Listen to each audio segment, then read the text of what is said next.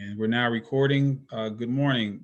Today is Wednesday, January the 27th. I'm Dr. David A. Padgett. I am your instructor this semester. I am the Associate Professor of Geography and Director of the Geographic Information Sciences Lab at Tennessee State University. And this is World Regional Geography 1, Geography 1010, Section 98A. And so on Monday, we just had a simple introduction to the course and the course syllabus. And so there, we get to the syllabus here. If you haven't read it, I recommend that you read it. Monday's lecture recording is available here, as will all of the lecture recordings throughout the semester will be available under content. So if you don't see them posted here, then go to content and you will be able to find them in the content section. Okay, today we are going to jump right into this history of geography timeline. And so I'm going to download it. And so here it is. I'll make it a little larger. And so a lot of us have different ideas of what geography is.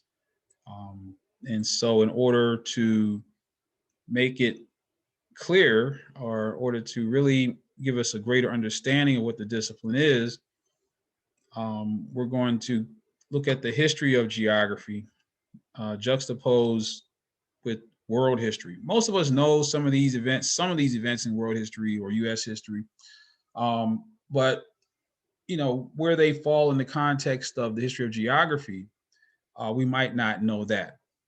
And so I just wanted to give us some context, some chronological context within which to gain greater understanding. So notice this is a timeline. And so one thing that we don't want to do ever is colonize time, right?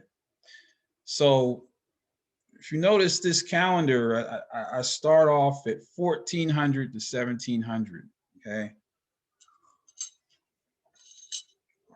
And notice it says circa 1400 to 1700. Circa is a Latin word that means approximately. So we're looking at approximately 1400 to 1700. Now, from our understanding, we know when that is, right? But we should not assume that our calendar is the only calendar that matters. For instance, we're coming close to the Chinese New Year. Chinese New Year, that's a real New Year. It's not 2021 on a Chinese calendar. There's an Orthodox Christian calendar that's different from our calendar. If you look at our calendar, we should notice something odd about our calendar. So, for example, the month September. Sept is a prefix for the number 7. But what month of the year is September on our calendar? It's the 9th month. What about October? When you think of oct, the number 8 comes to mind. But what month of the year is October on our calendar? What about December? Decade, 10, right? What month of the year is December? Is it the 10th month of the year? No, it's the 12th. So obviously our calendar has changed. People change perspectives on looking at time in all kinds of ways and at various times throughout history. Let's look at our calendar again. Let's look at it more closely. Is it really only based upon time? No. This is the year 2021. Since when? Since what? What happened? 2021 years ago. Okay. So our calendar isn't really based purely upon time, is it? Our calendar is based upon culture, and part of culture is religion. This is a calendar based upon Christianity.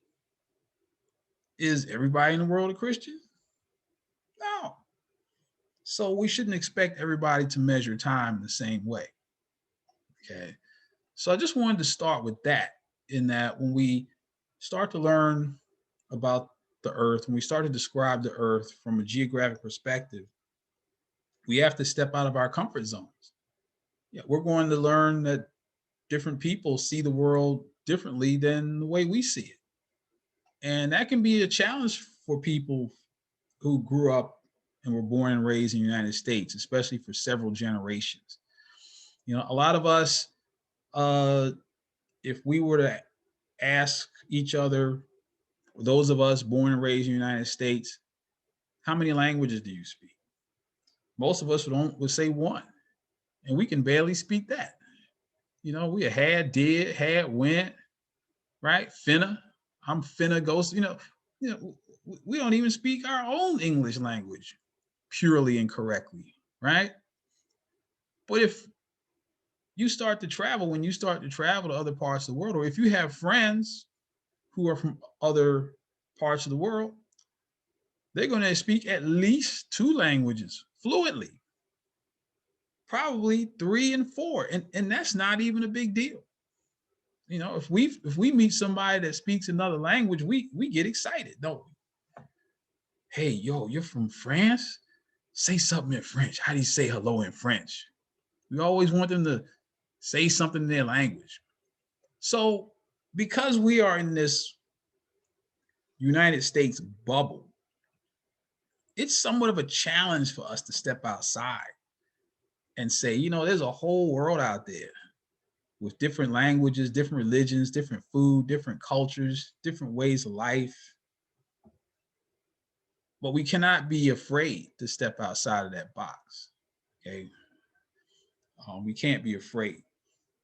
We can't be intimidated into thinking that, oh no, you mean this calendar isn't the only one? No, it's not.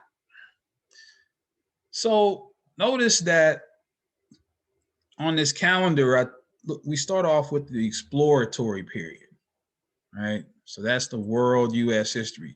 So from our standpoint, being educated here in the United States, most of us, that's usually where we start talking about human exploration.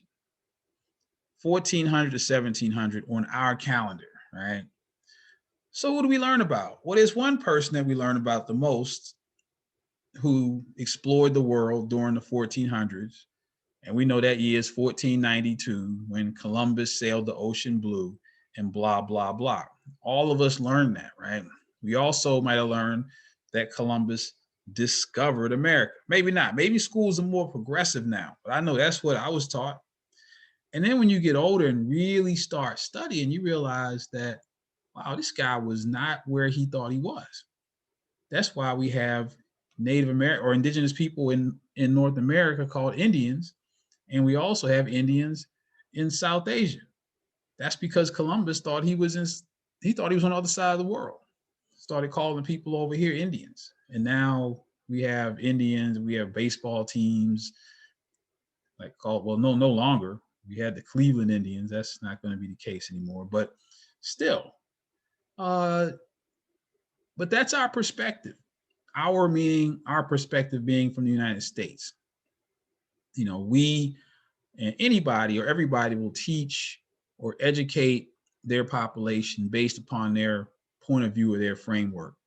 And so, from our point of view, our framework, uh, we're taught that, oh, Columbus discovered America during this exploratory period. And so, you might wonder um, if that's the truth. Well, it depends on whose truth it is, you know. So, notice that I'm going to go to a reference source that you might not have heard of before, but that's why we're here. I'm going to go say came before Columbus. They came before Columbus. And so this is a book by Dr. Ivan van Sertima, who some would say is a human geographer. So when Dr. Ivan van Sertima says they came before Columbus, who's they? Well, they are Africans. And Dr. Ivan van Sertima and others proved metallurgically, anthropologically, agriculturally, linguistically, and in other ways that Africans sailed from Africa to the Americas at about 800 BC. Now let's look at this 800 BC. This is on our calendar. Our calendar is interesting because we have AD and BC. So this is 2021 AD. So how do we get to BC? Well, we have to count backwards. So we count backwards from 2021 to 0. Then we start counting up after we get to that 0 as we get further in the past. Very interesting. Entire calendar based upon Christ, right? So now we have to do some math when we use this calendar of ours. If I was to ask you approximately how many years did Africans arrive in the Americas before Columbus? How long was it before Columbus arrived in the Americas that Africans arrived here first in sailing ships? Well, let's see. So we have 800 BC, right? And Columbus was 1492 AD. So let's round that up to 1500. Let's make it easy on ourselves. Let's round 1492 up to 1500, right? So if you add 1500 to 800, that's 2,300 years. 2,300 years before Columbus discovered America. Dr. Ivan van Sertima and others, Cheikh Anta Diop and others showed that Africans were here long before that. Think about that, 2,300 years. We're in the year 2021. You know, that's longer than the Christian era before Columbus came to these shores. Now you might be thinking, well, Dr. Padgett, I'm confused, Dr. Padgett. I'm very confused, Dr. Padgett. I went to a good high school. I thought that I learned something at my good high school, but they didn't teach us this. They didn't teach us about Dr. Ivan van Sertima. You know, and we didn't learn about this about this. So we definitely didn't learn about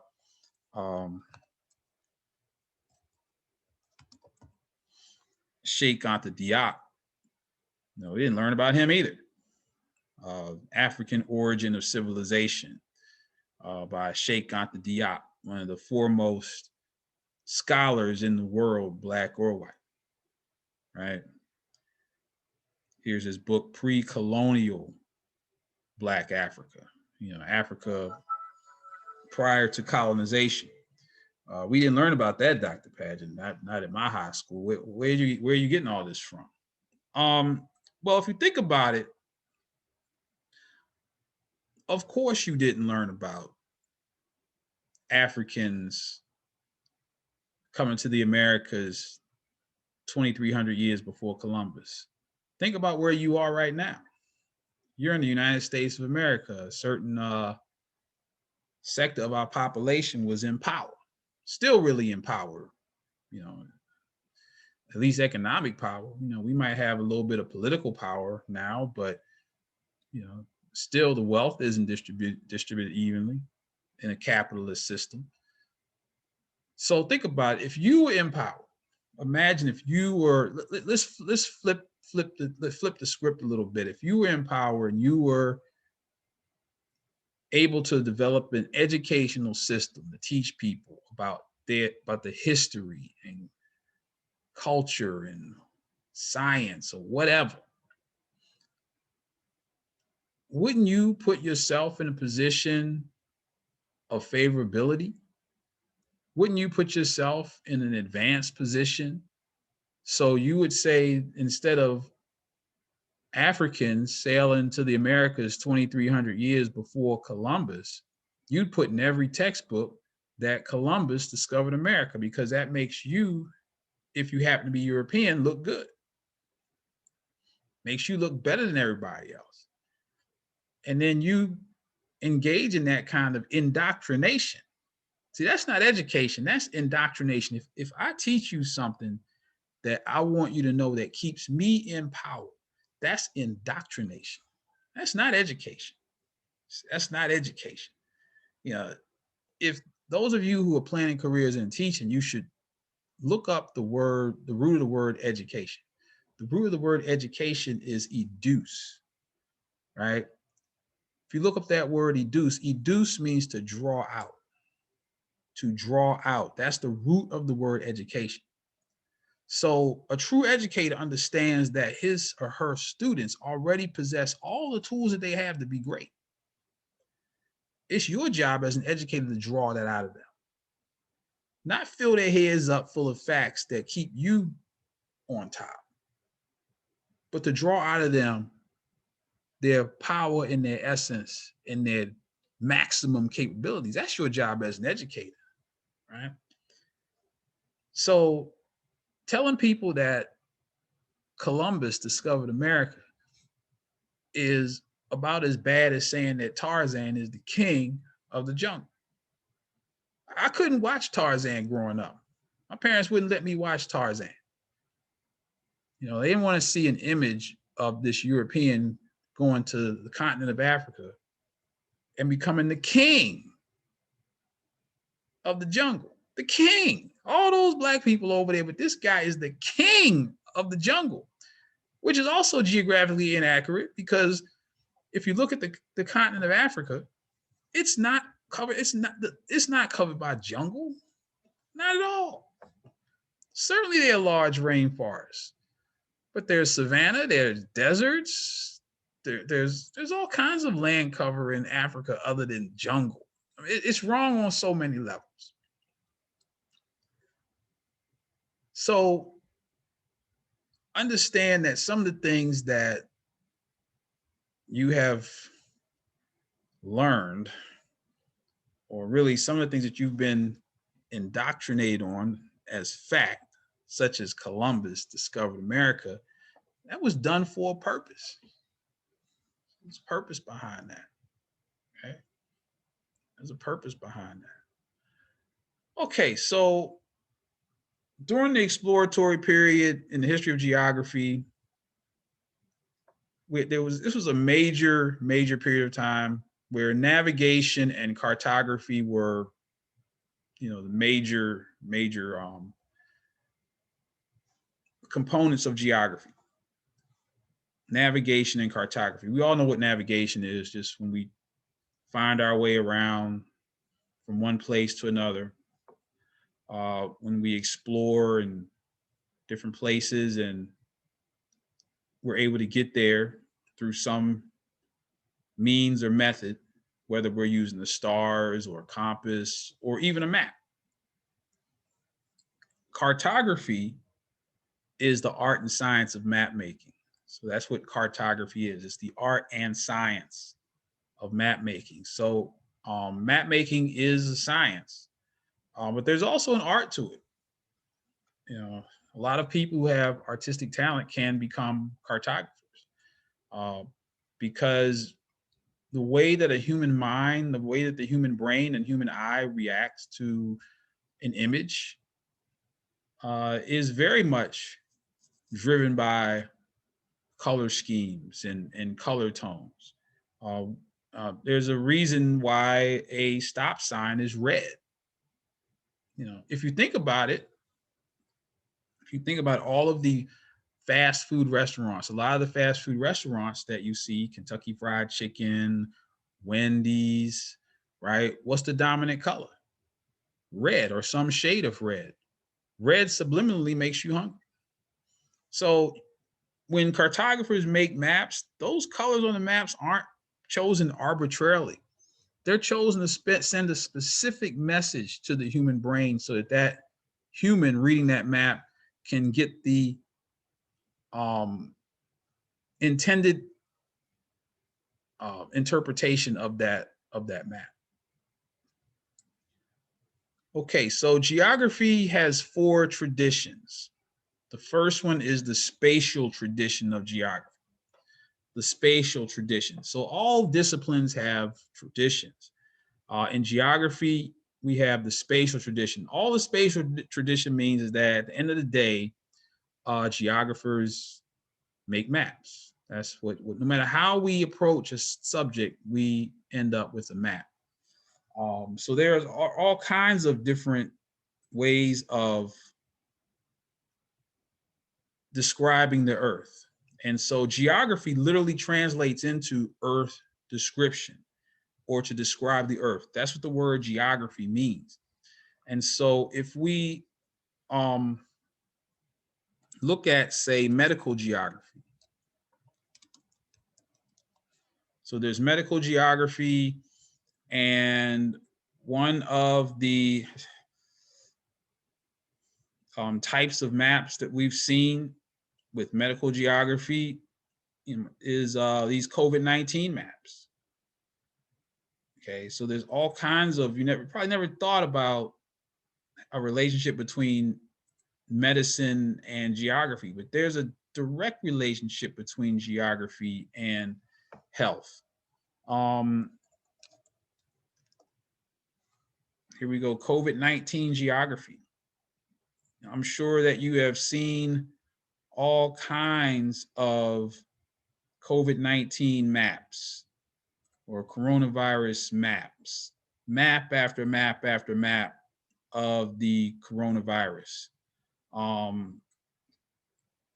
This disease is geographic in nature, and we are going to need maps, geographic information systems based maps, to hopefully bring this disease under control. So here's a map of vulnerable areas to COVID-19, hospitalizations.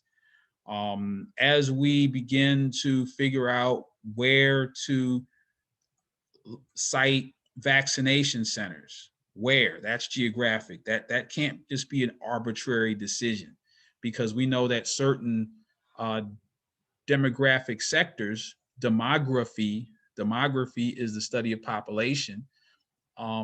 We know that certain demographic sectors of our population are more vulnerable. Did you know that the death rate for COVID-19 for people 65 years of age and over is 80%? 80%. And so we need to get testing and vaccine to those populations as fast as possible. And we know that a lot of elderly people are not necessarily very mobile. They don't drive, a lot of them. They might not have easy access to public transit. They might not have cars at all. Yet we still have to get this vaccine and treatment to these people who are vulnerable as fast as possible. And the only way to find out where they are is with these maps. You will have the opportunity to work with COVID-19 data later on in this class. So that's medical geography.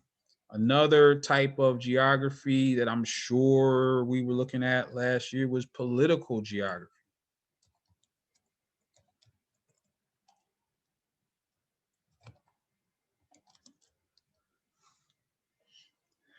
So political geography is a very important part of geography, especially when it came to the election. Remember, so if we go back to the 2020 presidential election map, comes right up. All kinds of maps, electoral college maps. If we look at, here's a map of preliminary presidential results by county, preliminary. And so all of these maps are used for political strategy. The voting district lines, when you go to vote, you vote within a certain voting district. Those lines are drawn based upon the census and population. And those maps are made using geographic information systems, very complex and powerful mapping systems that determine where we cast our votes and who casts votes. And every 10 years, those voting district lines are redrawn.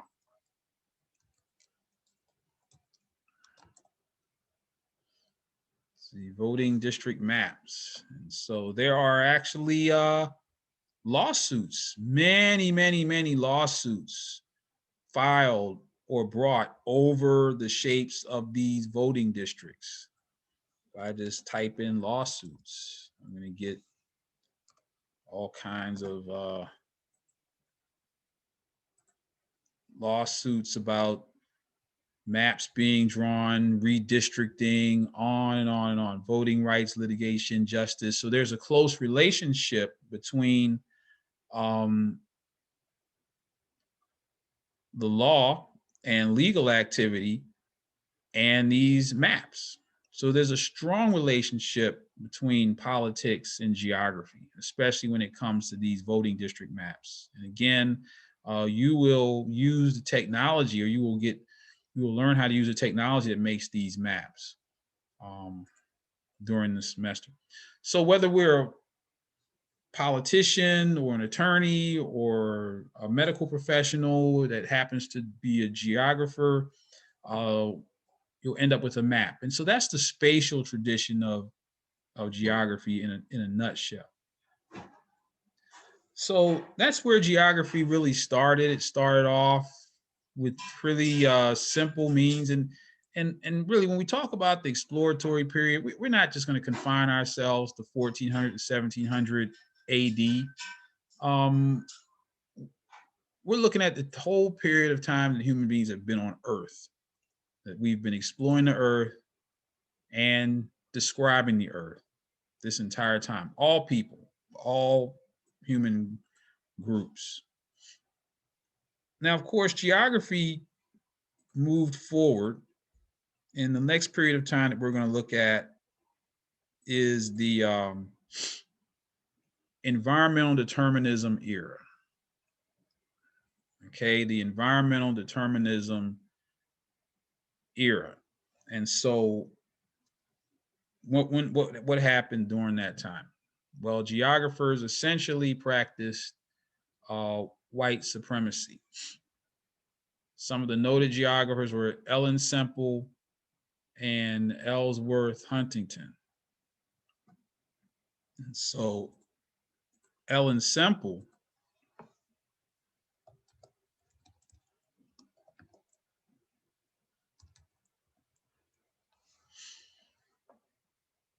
Ellen Churchill Semple, one of her books was Influences of Geographic Environment.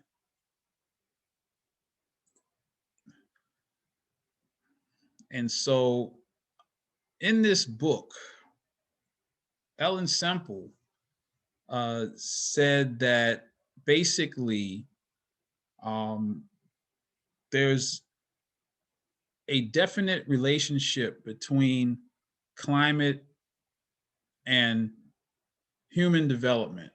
In other words, she said that when we look around the world at where human groups have evolved, that the climate has resulted in differences amongst those groups. The easiest one that we see is skin tone, right? Or complexion. So when we're geographically close to the equator, where the sun's rays are most extreme, specifically ultraviolet radiation, in response, human beings became darker skinned near the lower latitudes, near the equator. As you move away from the equator, in general, people become lighter skinned. as a result of there being less incoming solar radiation. So that's a simple expression of this environmental determinism theory. So the environmental determinism theory basically says that human beings that evolve in different environments will have different results. Now, there's nothing controversial about that, right? Nothing controversial about that on its face. But what happened was Ellen Semple and other environmental determinists started to rank people by race. They started to not only look at the influence of the environment upon different human beings in different parts of the world, they started to ask questions about whether or not these environmental differences resulted in differences amongst races, which still wouldn't really be controversial if it was just left at differences. We're all different. As a matter of fact, that's what makes the world interesting. That's why we travel. We want to go to see different people, different languages, listen to different languages, eat different foods, listen to different music. That's why we travel, to enjoy the differences and the diversity of the human family. But Ellen Semple and others didn't stop at saying, well, these different people are different, period. Well, they said, well, we have all these different races of people. We have these Black people, and we have these white people and Asian people. And now, which of these people is the smartest? Which of these people is most fit to be human? In fact, which of these people are the most human?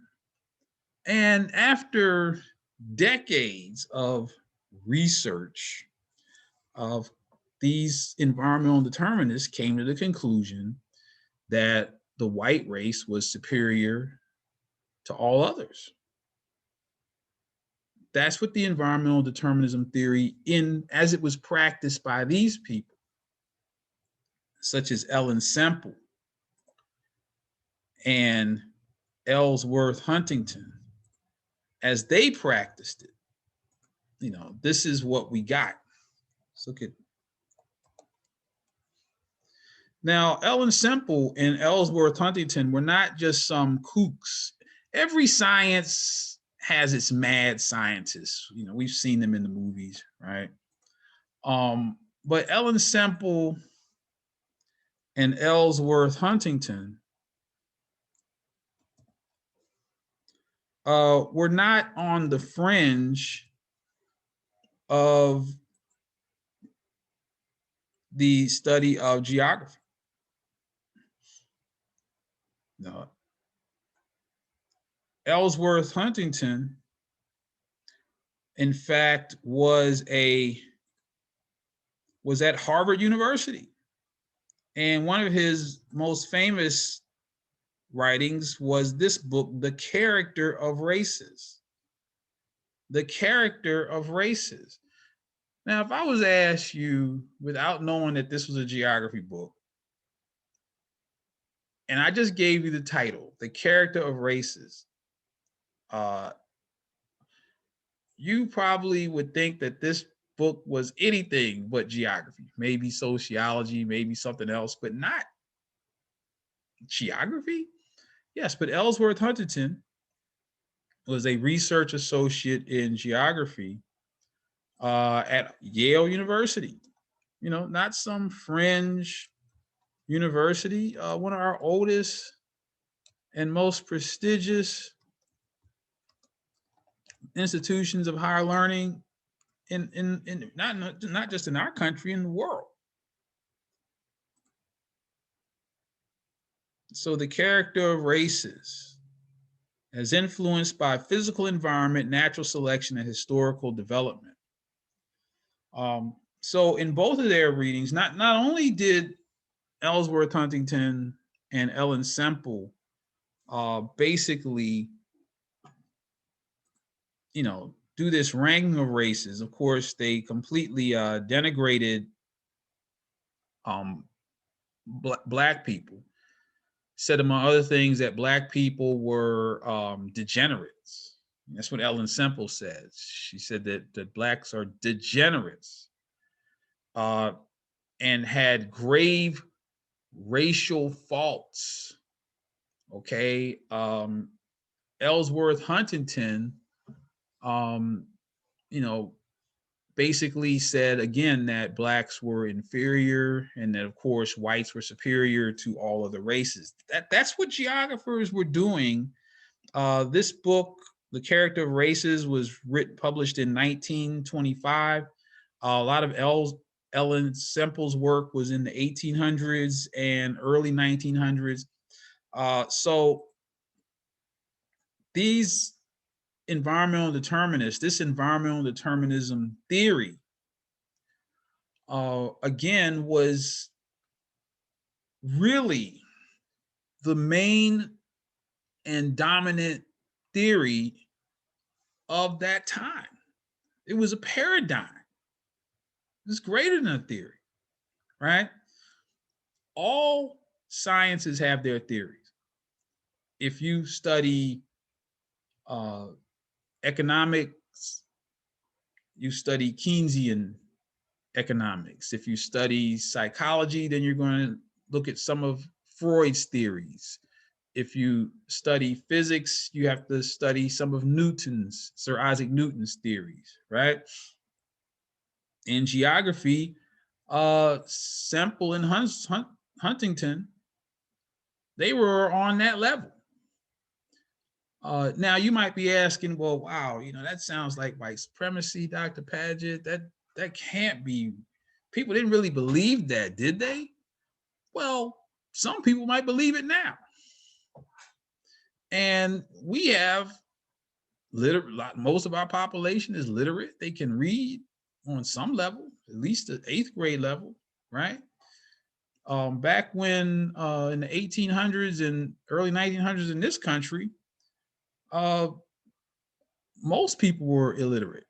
As a matter of fact, around the turn of the century, only 3%, in the year 1900, only 3% of Black people could read in this country. 3%.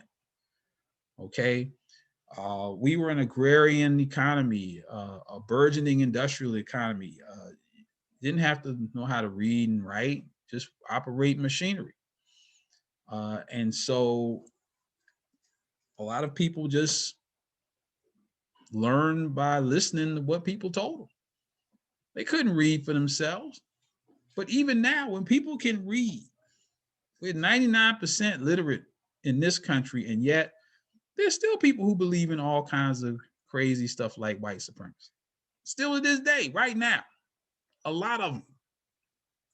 Okay, so we can't assume that these theories have died off, but we can see somewhat where they started. Now, would you say that Ellsworth Huntington, Ellen Semple, were they just racist to the core?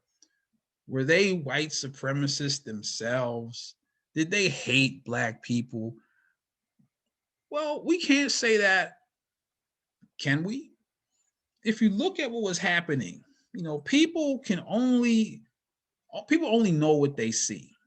You're born into a world that has certain things and certain things happening in this world, and that's what you see and that's what you understand, right? So when Ellen Semple and Ellsworth Huntington and others were developing this theory during a large portion of that time between 1700 and 1900, there was a global enslavement of Black people. Global. And not just slavery, but chattel slavery. See, there's servitude and then there's chattel slavery. A lot of you all, when you start talking to people about slavery, the first thing someone will say is, well, there was slavery in Africa too. Well, yeah. But see, there's in servitude and then there's chattel slavery. In servitude, yeah, a person is a slave, but that slave retains his or her humanity. You're still a human being. You just happen to be in servitude to someone else. That would happen sometimes if two African tribes went to war and one was victorious, they would enslave the losing tribe, right? But those enslaved Africans would still be human beings. We didn't have that here in the United States. What we had was chattel slavery, where the human being was no longer human, but somebody else's property. Did you know that there was an actual law called the slave killing law? Go look it up. Where if a master decided to kill a slave for any reason, I just felt like killing a slave, they could do it with impunity. No jail time, no nothing. Just, hey, my slave got out of hand. I had to kill him. I thought he might have been trying to run away, maybe. Yeah. So, and we've learned about all the atrocities that occurred versus enslaved Africans in this country, right? The atrocities that you couldn't even do to a dog, much less a human being, happen to Black people here, right? That's chattel slavery. You have no rights. You have no human rights, right? It's somebody else's property. That's what was going on here, right? I'm sure some of you might have seen that movie 12 Years a Slave. There was a time when some of the things that happened in that film were normal, right?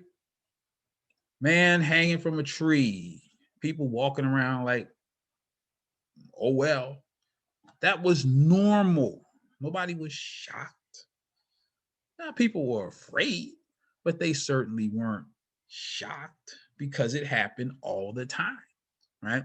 That's the world that Ellen Semple and Ellsworth Huntington were in, where that was normal. It was normal also for Native Americans to be treated like pests and poisoned and shot and basically wiped off the face of the earth. When we get into the Caribbean region of the world in this course, you ever wonder where the word Caribbean comes from? Well, the root of the word Caribbean is Carib, the Carib Indians, who no longer exist. Gee, in some history books, they'll say, well, they disappeared. How do people just disappear? Oh, they were slaughtered. They were killed off. They were poisoned, right? And so, but that was normal. If somewhere in the world, one group of people decides we're going to kill off another ethnic group, or that would be seen as a crime before the United Nations. But back then, the random killing off of thousands and thousands of Native Americans, that was just normal life. That was the world that Semple and Huntsworth were born into. Now, I'm not letting them off the hook, but clearly that world influenced and probably colored their thinking in terms of how they went about their research, right? We can't control the world we're born into. We have no control over it. And a lot of what we do or say is influenced by the world around us, by our environment. But, we can't be right and wrong at the same time. You can't do those two things at the same time. You're either right or you're wrong. You can't be right and wrong at the same time. So certainly, in terms of their spirit, the spirit of their work, Semple and Huntington perhaps were in the right mind in terms of their intention. Maybe they really were curious, but in the grand scheme of things, they were clearly wrong. Clearly wrong. Were they wrong about doing geography? Were they not doing geography? Well, let's see. Let's look at the second and third traditions of geography. The second tradition of geography is the earth science tradition. This is where we study climatology, meteorology, hydrology. This is where geographers study the 4 earth systems: the atmosphere, the gases of the earth, the hydrosphere, the waters of the earth, the biosphere, the living portion of the earth, and the lithosphere, which is the non-living portion of the earth. That's what the earth science tradition is.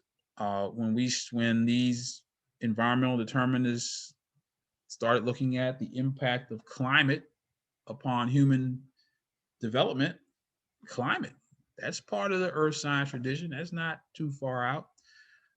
What about the human land tradition?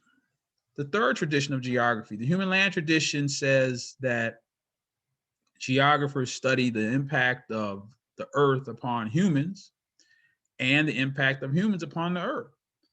Isn't that environmental determinism in a nutshell? Looking at how climate influences human development and human evolution? Certainly. So we're not even saying that Semple and Huntington were not doing geography. They were doing geography. They were just doing geography wrong. Not even doing real science. Now, they didn't know it at the time. Nobody knew it at the time. Most people couldn't read. They just had to be told that whites were superior because of the climate. They couldn't go read for themselves, right? And then this poison, this misinformation wound up in encyclopedias, wound up in college textbooks, high school textbooks. That's where this information wound up. It just wasn't passed around from person to person as some sort of rumor mill. No, this was in encyclopedias. When I was growing up, we didn't have Google. We had encyclopedias. And if I asked my mother, well, what does xenophobia mean? X-E-N-O phobia. Xenophobia. I'd ask my mother, what does that word mean? She'd say, go look it up in the encyclopedia. She wouldn't tell me. That's what all of us had to do. Go look it up in the encyclopedia. Maybe your parents tell you, oh, go Google it, right? But this information, the information that wound up in those hardbound encyclopedias came from scientists like Semple and Huntington. It didn't just stay in their own books. This misinformation was widely distributed. So is it any wonder why a lot of perhaps well-meaning people wound up believing in white supremacy? Well, shoot, Ellsworth Huntington, he was at Yale. And he said that blacks are inferior. So I guess it must be true, right? So that's a large part of why we see a lot of what we see today. It's not as if people learn white supremacy and racism from their parents. They learned it from their textbooks and just passed that ignorance down to their children and their children. And then a whole bunch of them tried to run up inside our Capitol on January 6th and overthrow the government, right? That's what it leads to. Well, that's where it has led to.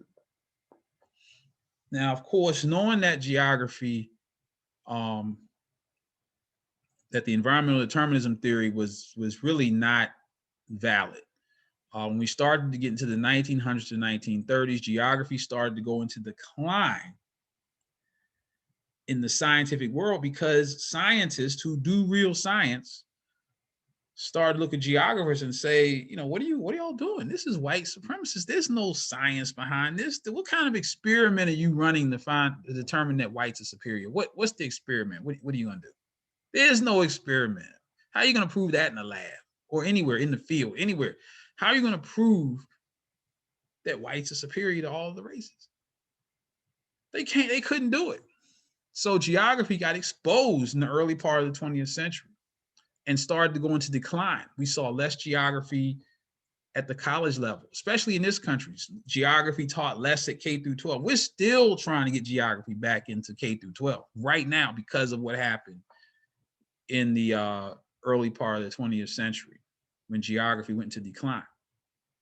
Now, I don't want you to go away thinking that environmental determinism is a bad thing in and of itself. It's not. Environmental determinism is a real phenomenon that has nothing to do with race or racism. I gave you one example skin color. We know that the environment determines people's skin tones all over the world, right? Direct relationship between climate and skin tone, right? But there are other ways that the environment has an impact upon cultural development. Some of you all have probably, maybe you have, maybe you haven't, but you're getting ready to hear about it today.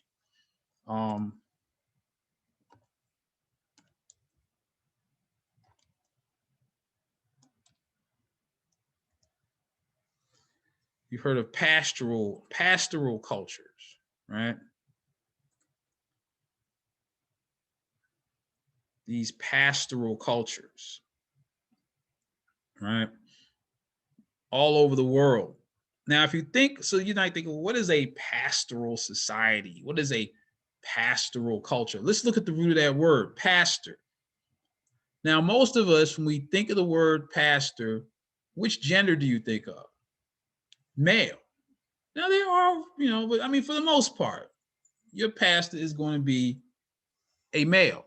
So a pastoral culture, you would be right in assuming, is one that is male dominated. Okay? Male dominated. Well, how does that come about? Well, in a pastoral society, it is the men who take care of the livestock. That's their primary form of agriculture. Okay. Well, why do these pastoral cultures rely upon livestock? Well, just look at the landscape of most of these pastoral cultures. If you look at the environment is usually dry or semi-arid.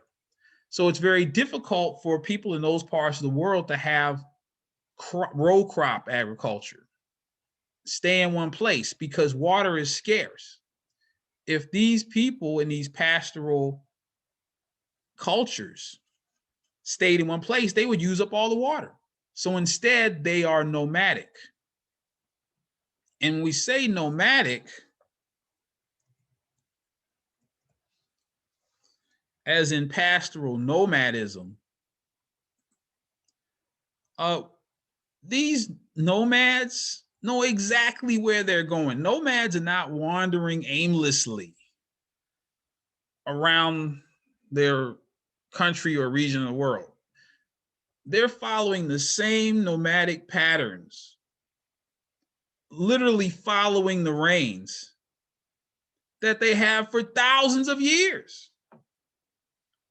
In these usually lower latitude regions of the world that are where water is scarce, these herdsmen literally follow the rains. They know exactly where they're going. So the preferred form of agriculture is livestock, because livestock can move with the people as they move. Okay, they're not staying in one place. And it's usually, it's pretty much always men whose job it is to be herdsmen or pastors. Pastor, the word pastor literally means he who tends to the flock. That's what that word means. It's an agricultural term. Okay. So these animals, these livestock, what do they represent in these cultures? Well, actually, for this man, those livestock represent wealth. The larger a man's herd, the wealthier he is. And in some cases, in some of these cultures, we know that if a man wants to take on a wife, he must gift her father with a dowry. And because these people might not necessarily deal in cash, the animals represent wealth. So let's say a man wants to marry another man's daughter. he would have to present, that father would say 200 goats. The father might say, I want 200 goats for my daughter. I want 400 goats for my daughter if you want to marry her. So in order for this man to marry, he has to attain wealth in the form of these livestock. So these livestock are not just animals, not just food, but they represent this man's wealth, which translates into power. And if only one gender has the livestock, the wealth, and the power, then you can see how these cultures can become somewhat, presumably, male dominated, or at least on its face. And so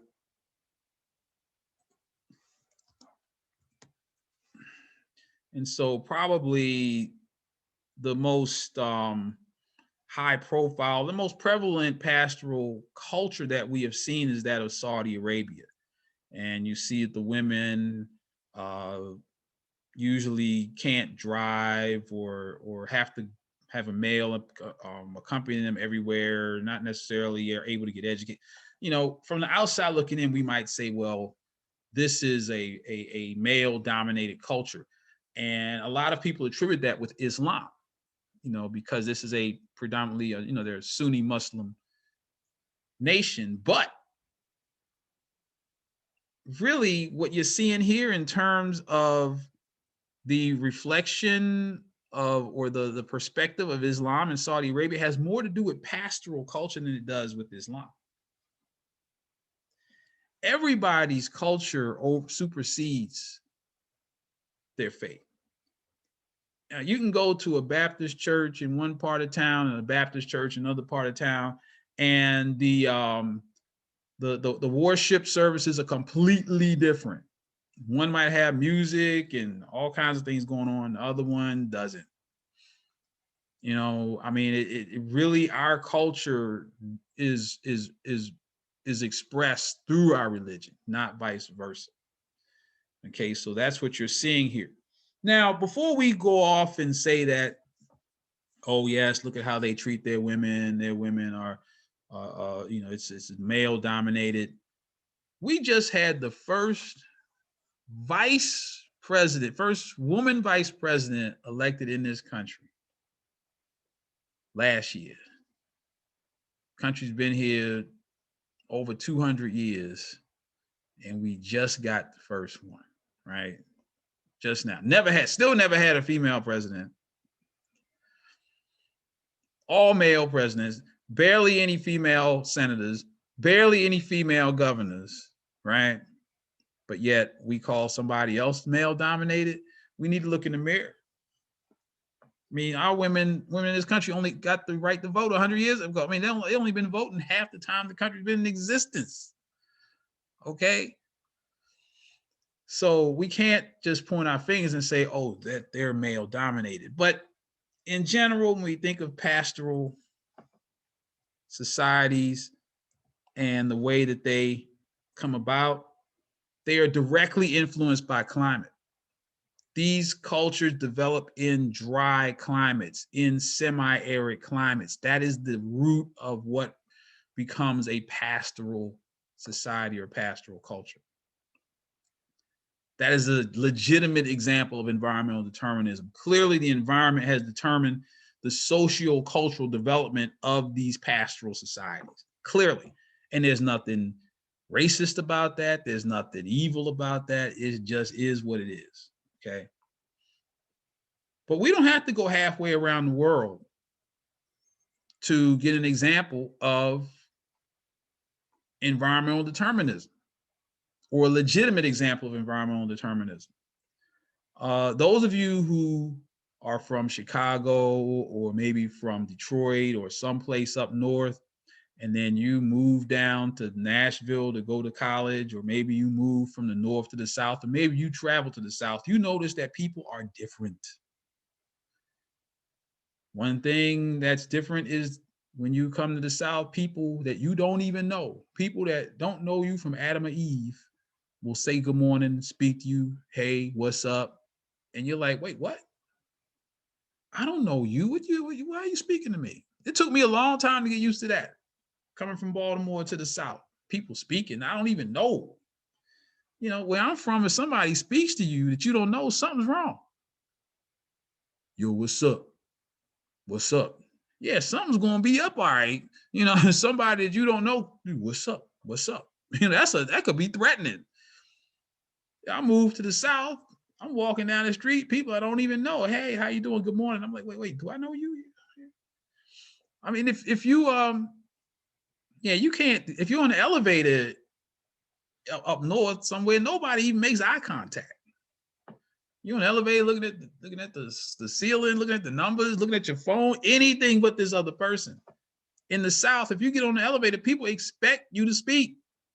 And if you don't, they'll look at you and say, good morning, good morning. Like you're rude, uncouth, right? If you go to the store up north, you're lucky if the person working there even says hi to you, right? Here they'll, good morning, how you doing? Come on in, where are you from? I mean, people have conversation. I've even had honest auto mechanics here in the South telling me that my air conditioner is under warranty. Go to the dealership and get it fixed for free. I mean, this is the auto mechanic not ripping me off. What do we call this? We call this Southern hospitality.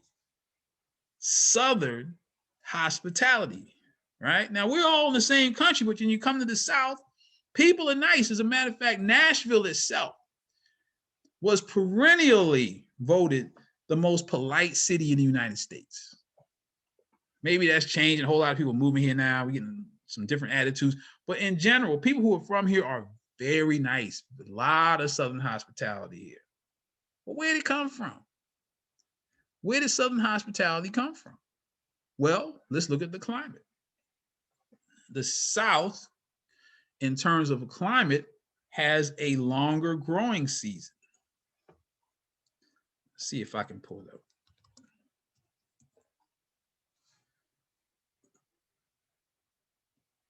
So the South has a longer growing season than the North. This is a kind of a growing season map. See this orange color area symbol and this yellow?